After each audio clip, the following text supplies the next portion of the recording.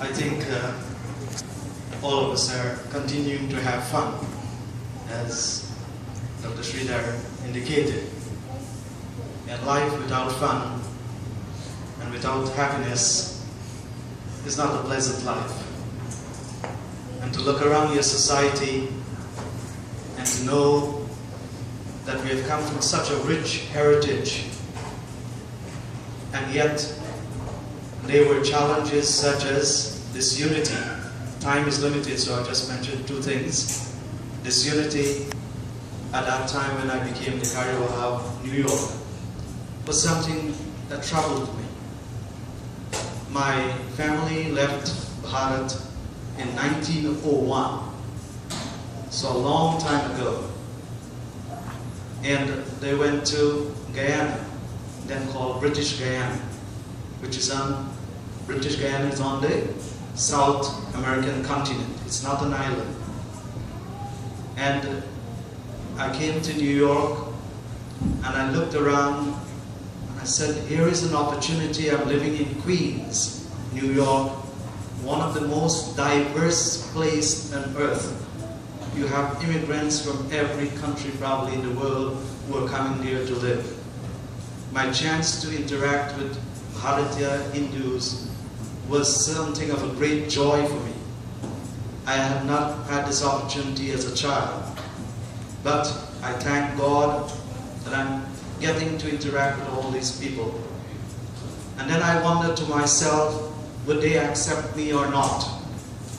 Knowing that I have left the Punya Bhumi, the great land, the holy land of Bharat, so many years ago. And I looked around at the organizations that were existing. And I saw those organizations were becoming like little empires.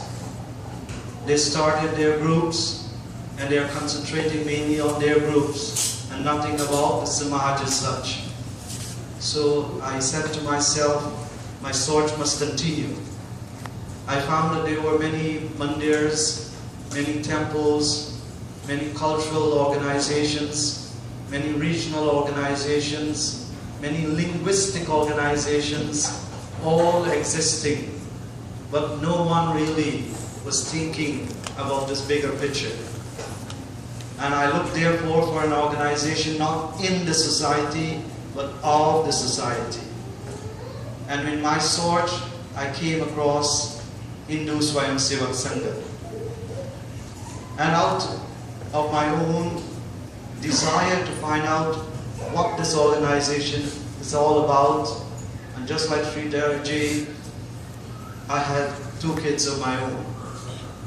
And I'm wondering also to myself, what I did not have as opportunity as a child, I would like them to have that opportunity of interacting with all Hindus. So which organization will say that you're a Hindu, they're not concerned which country you're from? Which organization will be concerned about the welfare of the society rather than their organization itself? And I came across Hindu Swayamsevak Sangha. And I'm very, very happy, very pleased to this date that I am associated with this organization. It has changed me tremendously. It has showed me the way that you can put Vedanta and all its teaching into action. It's not just repeating the mantras or attending the temples or having personal satisfaction of your meditation and performing your personal archanas, but also that you can relate to other people. When the time came for unity, we start reaching out to the various organizations. First reaction, some of them said, oh, you're not from Bharat. And that was all right. I know that there's no need to tell me that. So I came to HSS, no one asked me those type of questions. They were so eager that you are from Bharat, you're a Hindu, and you still have this interest, you still have this motivation, you still want to be part of this group. And since then, things have changed. In our assembly throughout this country, You have people from Bharat, people from Guyana, people from Suriname, people from Trinidad and Tobago, different Fiji, Mauritius, you name the countries where Hindus are existing, South Africa who come to this country, they are all welcome with an open heart.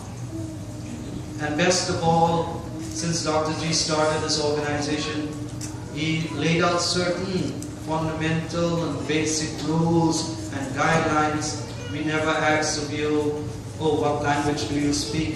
And therefore you're qualified or not qualified. What caste you belong to? What is your heritage? You belong or not? No, you're a Hindu. And that's the guiding principle. And that principle I saw as an important principle of uniting the Hindus who remained disunited then. And I decided this should be my lifelong task, utilizing the experience of since 1925, when the organization was started in Nagpur, to now. Come and here in America, HSS take its inspiration from RSS in India. And therefore, we can also utilize that opportunity of what they have been doing to unite the South, the Central, the North, the East and West of Bharat, and we can utilize their experience to unite the Hindus of the United States of America. Successfully, we have done so. We continue to grow, HSS continue to grow, continue to offer opportunity to all age groups. This is a beautiful thing. All age groups have the opportunity to grow and know our culture and to practice, experience and enjoy it. It is not a dreary culture. All the utsavas are there. And if you come to Queens for Holi Utsav, you will be surprised. 12 to 15,000 people gather, they have the parade and they are enjoying Holi. Deepavali is another parade on the street of Richmond Hill. And all of these things have been influenced directly or indirectly by Sangha. Sangha, we do not stop people saying, you go to this mandir, therefore stop going to this mandir. No, we don't say that. Continue to go to that mandir. The broad outlook is what is remarkable. All mandirs are ours. All places of worship are ours. We accept wholeheartedly the Buddhists, the Jain, the Sikhs. They're all our Hindu brothers. They've all come from the same heritage. That openness, I don't think we can find in many other organizations. And this was an ideal organization that could bring the unity to our people. Secondly, there was one more challenge that was there, that people saw, just like Dr. Sridhar saw, that what will happen to our children when they are growing up in this country. They have to go to the schools in this country. They have to be exposed to the culture of this country. They are exposed to all these TV programs, etc. Would they maintain our culture? I'm happy to report that I have seen the tremendous change in our children, and they have maintained the interest in our culture, given the opportunities through Hindu Swayamsevak Sangha. My own son is here, Rudra.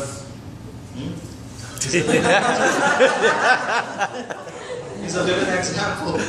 I was wondering at one time, what would happen? Would he take interest in Bharat as was imbibed in me as a child? My grandfather, great-grandfather, all imbibed that interest, maintained interest of Bharat Mata. And through the blessings of Punya Bhumi, surely it has passed on to him. I want to thank you very much for listening to me.